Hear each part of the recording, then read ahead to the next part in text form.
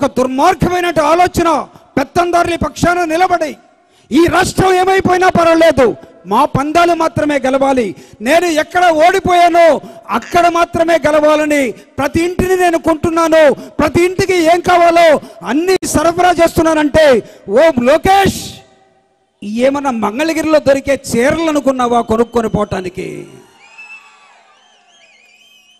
ఇవి చీరలు కాదయా, ఇవి సమాజాన్ని తక్కడ బట్టి చూసి ఇంతకాలం అణచబడ్డటువంటి బీసీలు, ఎస్సీలు, ఎస్టీలు వాళ్ళ ప్రతినిధిగా వస్తున్నటువంటి చిరంజీవి ఒకవైపు అయితే, గోల్డెన్ స్పూన్ తోటి పుట్టి పెరిగినటువంటి లోకేష్ వస్తున్న అంశం ఇంకో వైపు కనబడుతూ ఉన్నది. న్యాయ నిర్ణేతలు మీరే, ఓటున్నటువంటి ప్రతి ఒక్క వ్యక్తి, మీరు జగన్మోహన్ రెడ్డి ఆశ్రయించినటువంటి సమాజాన్ని అభివృద్ధి చెందే వైపుగా నడిపించాలని చెప్పిన అంబేద్కర్ ఆలోచన విధానం కావాలా?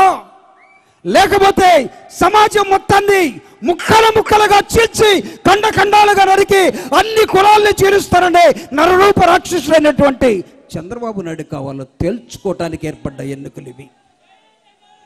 చరిత్ర చెప్తూ ఉన్నది, మంగళగిరిలో పేదలు ఎక్కువ ఉన్నారు, ఈ స్థానం వారికే ఇస్తే అద్భుతంగా ఉంటుందని, మంగళగిరిలో ఎదగాల్సిన అవసరం ఉంది అని చెప్తూ ఉన్నారు.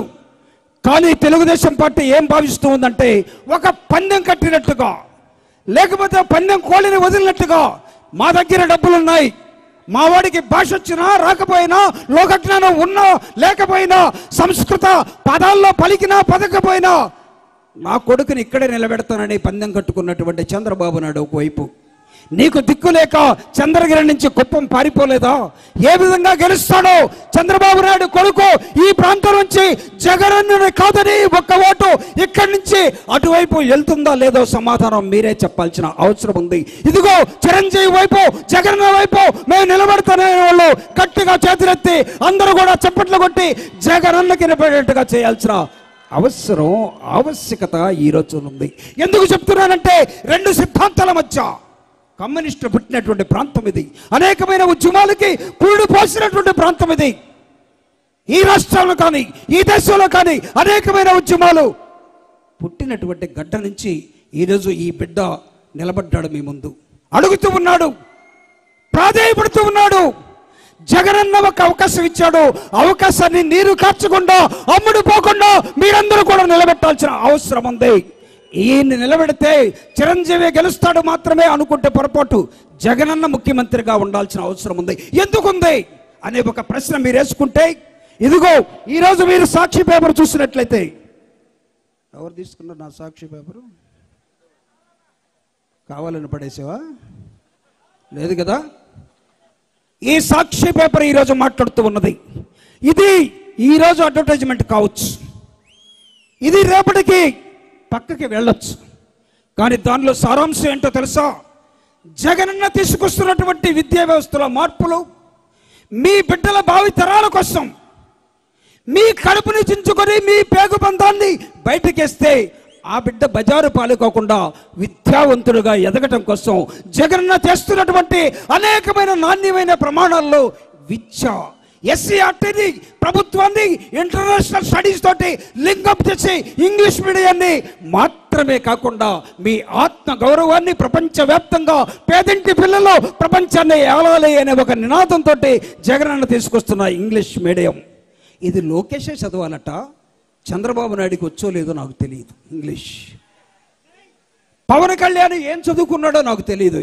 ఒకసారి 7వ తరగతి ఫెయిల్ అంటాడు, రెండవసారి ఇంటర్మీడియట్ పాస్ అంటాడు, 3వ తరగతి డిగ్రీ ఓపెన్ యూనివర్సిటీ అంటాడు. ఏదో నాకు అనవసరం, కానీ జగనన్న వేస్తున్నటువంటి మార్పులు రేపటి తరానికి ఇవి బంగారు బాటలు అవుతూ ఉన్నాయి. ప్రపంచంలో ఉన్నటువంటి ఐబీ అనే ఒక సంస్థను తీసుకొచ్చి ఎస్సీఆర్టీకి ఇక్కడ ముడిపెట్టి విద్యా సంస్థలు కథం తొక్కబోతా ఉన్నాయి. ఈ రోజు నుంచి రేపటి నాడు ఇప్పుడు ప్రారంభించినటువంటి జగనన్న పొరపాటులో ఎవరైనా మనలో తప్పు చేస్తే, రేపు జగనన్నని మనం నిలబెట్టుకోకపోతే చంద్రబాబు నాయుడు ఇంగ్లీష్ మీడియాన్ని కోకట వేలుతో తొలగించి, పేదవాడు చదువుకునేది ఇంగ్లీష్ మీడియమా? మీరు ఇంగ్లీష్ మీడియం చదువుకుంటే మా ఇళ్లలో పనిచేసేవాడు ఎవడు? మీరు ఇంగ్లీష్ మీడియం చదువుకుంటే మా పొలాల్లో పనిచేసాడు ఎవడు? మీరు ఇంగ్లీష్ మీడియం చదువుకుంటే మా ఇళ్లలో అంట్లు తోమేవాడు ఎవడు అని చంద్రబాబు నాయుడు ఒక ఆలోచన. ఈ పిల్లలు అంట్లు తోమటానికి లేదు, ఈ పిల్లలు బట్టల షాపుల్లో పనిచేయడానికి లేదు, ఈ పిల్లలు అమ్మతోటి పొలం పోవడానికి లేదు, ఈ పిల్లలు కూడా బడికి మాత్రమే పోవాలని ఒక రణ నినాదాన్ని తీసుకొస్తున్న జగన్ అన్నని, ఆయన సిద్ధాంతాన్ని మన పిల్లల భవిష్యత్తు కోసం వాడగలిగితే ఇదిగో మేమంతా జగన్ తోటి ఉంటామనే ఒక రణ నినాదాన్ని జై జగన్ అని మీరందరూ కూడా రెండు చేతులెత్తి ఇవ్వగలిగితే, జై జగన్, జై జగన్, ఈ రణ నినాదం ఒక మార్పుకి దారి తీయాలి. ఈ రణ నినాదం రేపటి ఉదయానికి అంకురార్పణ కావాలి. సూర్యుడు అనుకుంటాడు, సూర్యుడు చూసి చాలా మంది అనుకుంటాడు పొద్దు వాలిపోయింది, పొద్దు కూకింది అనుకుంటాం. కానీ నువ్వు నిద్రలేసే లోపలే పొద్దు లేస్తూ పైకి వస్తుంది, అది సూర్యోదయం. జగన్ని ఎవరైనా సరే జగనన్న పని అయిపోయిందని భావిస్తే తెల్లారి లేసేసరికి నీ ఎదురుగా ఉదయించే సూర్యుడిలా కనపడుతూ ఉంటాడు. ఈ సిద్ధాంతాల మధ్య, ఈ అభిప్రాయాల మధ్య రాబోయే కాలంలో ఈ రాష్ట్రంలో జరుగుతున్నటువంటి యుద్ధానికి మీరు సిద్ధమా? ఈ యుద్ధానికి మీరు సిద్ధమా? అయితే చిరంజీవి అనే వ్యక్తిని మీరందరూ కూడా గెలిపించాలని, చిరంజీవి వ్యక్తిని జగనన్న మనిషిగా చూసి, చిరంజీవి వ్యక్తిని ఇదిగో విజయసాయి రెడ్డి గారు తీసుకొచ్చి మీ అందరికీ పరిచయం చేస్తున్న ఒక వ్యక్తిగా భావించి ఈయన గెలుపు కోసం మనందరం శ్రమించి ఆయన్ని అసెంబ్లీలో పంపడం కోసం, తద్వారా మీ ప్రాంత సమస్యలన్నిటి కూడా ఈయన అనేకమైనటువంటి సమాధానాలు తీసుకొచ్చే వ్యక్తిగా ఉంచాలని కోరుకుంటూ, జగనన్న ఆలోచన విధానం వర్ధిల్లాలి. ఏమిటి ఆయన ఆలోచన విధానం? ఈ రాష్ట్రంలో చంద్రబాబు నాయుడు ఆలోచన విధానం ఏంటి? దుర్మార్గుడికి, లేకపోతే ఒక దరిద్రుడికి, ఒక కుట్రదారుడికి ఎన్ని అనుమానాలు ఉన్నాయో, ఇదిగో స్వచ్ఛంగా వస్తున్నటువంటి జగనన్నకి ఈ రాష్ట్రం పట్ల అనేకమైనటువంటి అంశాల పట్ల, పేదల పట్ల, ప్రజల పట్ల, సమాజం పట్ల ఒక అంకిత భావంతో పనిచేస్తున్న జగనన్న పెట్టిన వ్యక్తిని గెలిపించాలని కోరుకుంటూ ఇచ్చినటువంటి సమయానికి ధన్యవాదాలు తెలియజేస్తూ సెలవు తీసుకుంటూ ఉన్నాను. Thank you very much. ధన్యవాదాలు అన్నగారికి. ఇప్పుడు ముస్లింల ముద్దు బిడ్డ కర్నూలు శాసనసభ్యులు అన్నగారు హాఫీజ్ ఖాన్ అన్నగారిని మాట్లాడవలసిందిగా కోరుతున్నాను. గౌరవనీయులు పెద్దలు, చాలా ప్రేమతో పిలిచిన మా గంజి చిరంజీవి అన్న గారికి, వేదిక పైన అలంకరించిన వైఎస్ఆర్ కుటుంబానికి, ఇక్కడ మన పార్టీని దిశ దశ పెద్ద మనిషిగా మనందరికీ దగ్గర చేసుకొని మన జగనన్న కోసం రాత్రి పగలు కష్టపడుతున్న మన రీజనల్ కోఆర్డినేటర్ విజయసాయి రెడ్డి అన్న గారికి, ఇక్కడ ఉన్న అక్క చెల్లెమ్మలకు, అన్న తమ్ములకు, జగనన్న సైనికులకు, రాజశేఖర రెడ్డి గారి అభిమానులకు, ప్రతి ఒక్కరికి కూడా పేరు పేరున నా నమస్కారం, అస్సలాం అలైకుం. ఇంతసేపు ఇంతమంది మాట్లాడినా అదే ప్రేమతో, అదే ఆప్యాయతతో మీరందరూ ఇన్ని గంటలు తరబడి విన్నందుకు మీకు అందరికి కూడా శిరస్సు వంచి ధన్యవాదాలు తెలుపుకుంటున్నా. ఒక్కసారి జై జగనన్నతో స్టార్ట్ చేద్దామని అనుకుంటున్నా.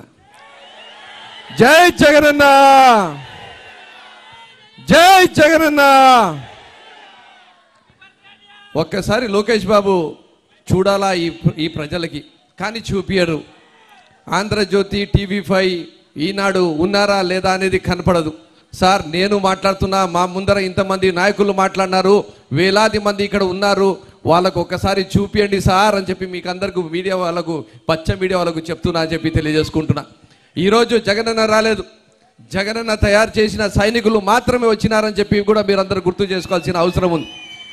ఏ రోజైతే ఈ పేద బడుగు బలహీన వర్గాల, పేద వర్గాల ఆశా జ్యోతి జగనన్న బయటికి వస్తాడో, ఈ సునామీలో ఈ తెలుగుదేశం పార్టీ, పవన్ కళ్యాణ్ పార్టీ, ఆ పార్టీ, ఈ పార్టీ, అన్ని పార్టీలు రాజకీయ సమాధి కాబోతున్నాయి చెప్పి మీకు తెలియజేసుకుంటున్నా. ఎందుకంటే మనం పేదవాళ్ళము, బీదవాళ్ళము, కానీ ఆత్మగౌరవంతో బతికే వాళ్ళం. లైన్లో నిలబడి 2 గంటలైనా 3 గంటలైనా మనం ఓటు మనము వేసుకునే వాళ్ళం. ఎందుకంటే దేవుడు తర్వాత ఒక ముఖ్యమంత్రిని మన తలరాతలు మార్చగలుగుతాడని చెప్పి నమ్ముకున్న వాళ్ళం. ఈరోజు మన పిల్లలు బాగా చదువుకుంటున్నారంటే జగనన్న వల్ల. ఈరోజు మహిళలు ఆత్మగౌరవంతో బతుకుతున్నారంటే జగనన్న వల్ల. ఈరోజు రైతులు బలంగా రైతులుగా ఉండగలుగుతున్నారో, వలసలు పోకుండా అంటే జగనన్న వల్ల. ఈరోజు నిరుద్యోగుల్లో లేదు, జగనన్న అభివృద్ధి చేస్తాడు, ఉద్యోగాలు తీసుకొని వస్తాడు, ఇప్పటికే 5 లక్షల ఉద్యోగాలు ఇచ్చినాడు అని చెప్పి ఒక గట్టి నమ్మకంతో ఉన్నారంటే అది జగనన్న వల్ల. కానీ ఒకవైపు చంద్రబాబు నాయుడు గారు ఏం చేశారు? మహిళలకి మోసం చేశారు.